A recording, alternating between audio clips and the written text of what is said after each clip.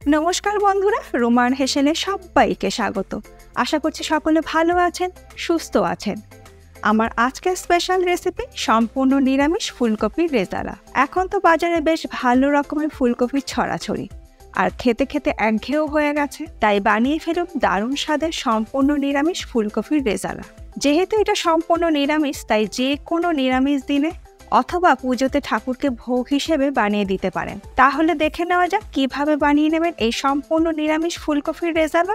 ফুলকপির রেজালা বানানোর জন্য নিয়েছি দুটো মিডিয়াম সাইজের ফুলকপি। এবার আমি ফুলকপি দুটোকে কেটে নেব।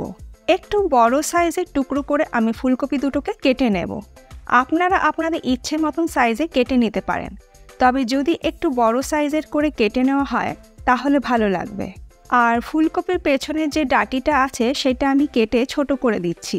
কপি দুটোকে কেটে নেওয়ার পর কড়াইতে দিয়ে দিচ্ছি বেশ পরিমাণ মতন জল। গ্যাসের ফ্লেমটাকে হাইতে করে দিয়ে আমি জলটাকে ফুটতে দেব। এই জলের মধ্যে দিয়ে দিচ্ছি সামান্য পরিমাণে একটু নুন। নুনটাকে জলের সঙ্গে ভালো করে আমি মিশিয়ে দিলাম। জল ফুটে উঠলে দিয়ে দেব আগের থেকে কেটে ধুয়ে রাখা ফুলকপির টুকরোগুলো। আর আগে আমি ফুলকপির টুকরোগুলোকে ভালো করে ধুয়ে নিয়েছি। এবার হালকা করে আমি ফুলকপিগুলোকে একটু ভাপিয়ে নেব। মিনিট 2 সময় ধরে ফুলকপির টুকরোগুলোকে আমার হালকা করে ভাপিয়ে নেওয়া হয়ে গেছে। তুলে নিয়ে রেখে দিচ্ছি একটা স্ট্রেনারের মধ্যে, যাতে এক্সট্রা জলটা ঝরে যায়। এরপরে রেজালার জন্য আমি একটা মশলা তৈরি করে নেব। মিক্সিং জারের মধ্যে দিয়ে দিচ্ছি 1.5 টেবিল স্পুন কাজু বাদাম, আর দেব 3 টিস্পুন পোস্ত। সাদা তিল দিয়ে দিলাম 1 টিস্পুন, আর চার মগজ দিলাম 2 টিস্পুন।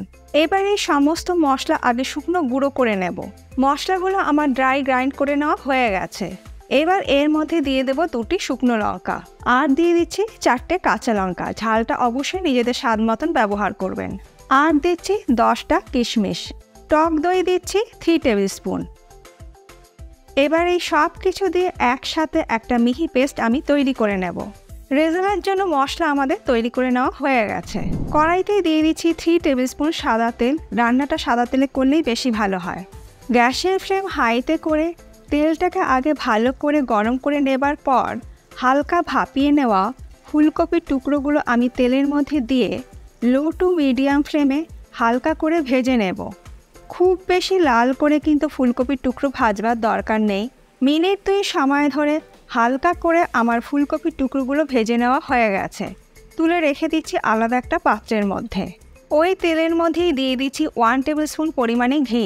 লো ফ্লেমে ঘি ভালো মতন গরম করে নেবার পর ফোড়নে দিয়ে দিলাম 3টি তেজপাতা, দিয়ে দিলাম 2টো শুকনো লঙ্কা, গোটা গোলমরিচ দিয়ে দিলাম 7-8টা, একটি জয়িত্রীর ফুল হাত দিয়ে একটু ভেঙে দিলাম, দিয়ে দিচ্ছি 1 টুকরো দারচিনি। দারচিনিটাকেও একটু ভেঙে দিলাম। লবঙ্গ দিয়ে দিলাম 6-7টা। একটি বড় এলাচ দিলাম, ফাটিয়ে নিয়ে দিয়ে দিলাম বড় এলাচটাকে। আর ছোট এলাচ আমি দিয়ে দিলাম 3টে, সেটাও আমি ফাটিয়ে নিয়ে দিয়ে দিলাম। লো ফ্লেমে এবার 30 থেকে 40 সেকেন্ড একটু ফোড়নটাকে ভেজে নেব। ফোড়নটা থেকে যখন সুন্দর গন্ধ বেরোতে শুরু করবে তখন এর মধ্যে দিয়ে দেব আগের থেকে পেস্ট করে রাখা মশলা, আর দিয়ে দেব 1/4 টিস্পুন কাশ্মীরি লাল লঙ্কা গুঁড়ো। কাশ্মীরি লঙ্কা গুঁড়োটা দিলে কিন্তু ঝাল হবে না, সুন্দর একটা রং হবে। লো ফ্লেমে মশলাটাকে ভালো মতন কষিয়ে নিতে হবে। গ্যাসের ফ্লেমটাকে কিন্তু হাইতে করবেন না, কারণ কাজু বাদাম আছে, তলায় লেগে যেতে পারে। মশলা কষিয়ে নেবার পর মিক্সিং জারটা ধুয়ে 1/2 কাপ পরিমাণে জল আমি দিয়ে দিলাম। এবার আবারও একদম লো ফ্লেমে কিন্তু মশলাটাকে ভালো করে কষিয়ে নিতে হবে। মশলা কষাতে কষাতেই দিয়ে দেব স্বাদ মতো নুন। দেখুন মশলা থেকে কিন্তু ধীরে ধীরে তেল ছাড়তে শুরু করেছে।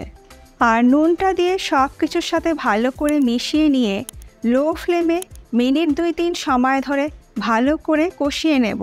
যখন মশলা থেকে ভালো মতন তেল ছাড়তে শুরু করবে তখন এর মধ্যে দিয়ে দেব আগের থেকে ভেজে রাখা ফুলকপির টুকরোগুলো।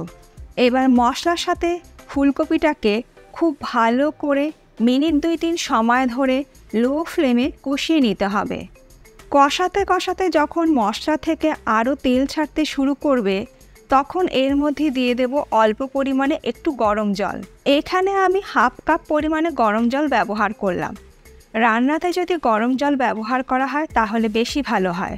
খুব বেশি কিন্তু জল দেবার দরকার নেই। ভালো করে মিশিয়ে দিচ্ছি। তারপরে ঢাকা দিয়ে লো ফ্লেমে আমি 5 মিনিট ফুলকপিটাকে একটু সেদ্ধ হতে দেব। 5 মিনিট পর আমি ঢাকাটাকে খুলে নিচ্ছি। দেখে নিচ্ছি আমাদের ফুলকপি কেমন সেদ্ধ হয়েছে। ফুলকপি কিন্তু সুন্দর সেদ্ধ হয়ে গেছে। এর থেকে বেশি সেদ্ধ করলে কপি গলে যাবে। এবার আমি এর মধ্যে দিয়ে দেব 1/4 টিস্পুন শামরিচ গুঁড়ো। শামরিচ না থাকলে সেক্ষেত্রে আপনারা গোলমরিচ গুঁড়ো ব্যবহার করতে পারেন। আর দিচ্ছি সামান্য পরিমাণে একটু চিনি। যেহেতু নিরামিষ রান্না, একটু চিনি দিলে স্বাদটা বেশি ভালো হয়। দিয়ে দিলাম শাহি গরম মশলা গুঁড়ো 1/4 টিস্পুন। ভালো করে মিশিয়ে দিচ্ছি। আমাদের ফুলকপির রেজালা অলমোস্ট রেডি। যেহেতু রেজালা তাই সবশেষে দিয়ে দিচ্ছি 1 টিস্পুন রোজ ওয়াটার। আর দিচ্ছি 1 টিস্পুন কেওড়া ওয়াটার। যদি আপনাদের কাছে না থাকে তাহলে নাও দিতে পারেন, তবে রেজালাতে একটু রোজ ওয়াটার কেওড়া ওয়াটার দিলে স্বাদটা বেশি ভালো হবে। সব কিছু একবার একটু ভালো করে আমি মিশিয়ে দিচ্ছি। গ্যাসের ফ্লেমটা আমি বন্ধ করে দিয়েছি। এরপর ঢাকা দিয়ে 5 মিনিট আমি স্ট্যান্ডিং টাইমে রেখে দেব। 5 মিনিট পর আমি গরম গরম ফুলকপির রেজালা সার্ভ করছি। এই ফুলকপির রেজালা রুটি, লুচি, পরোটা আর পোলাও এর সঙ্গে দারুণ লাগবে খেতে। আজকে আমার এই ফুলকপির রেজালা আপনাদের কেমন লাগলো ছোট্ট একটা কমেন্ট করে জানাতে ভুলবেন না। ভালো লাগলে একটু সবার সঙ্গে শেয়ারও করে নেবেন। এর আগে আমি আপনাদের সঙ্গে ফুলকপির বেগম পাহাড় দই ফুলকপির রেসিপি শেয়ার করেছিলাম, পাশেই আছে, একবার দেখে নিতে পারেন যারা দেখেননি। আশা করি এই রেসিপিটার মতন ওই রেসিপিটা আপনাদের ভীষণই ভালো লাগবে। আজ তাহলে এই পর্যন্ত, আবার দেখা হবে নতুন কোনো কুকিং ভিডিওর সাথে। ভালো থাকবেন, সুস্থ থাকবেন, ধন্যবাদ।